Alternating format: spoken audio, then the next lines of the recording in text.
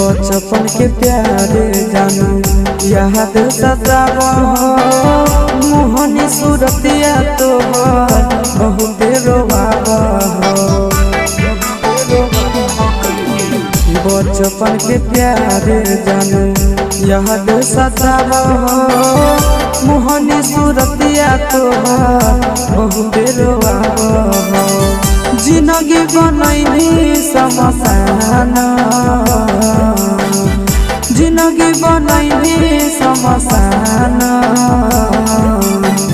पगला पगला कहानी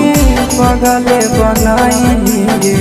छोड़ी ससुराल चली गे पगला पगला कहानी पगले बनैनी छोड़ी ससुराल चली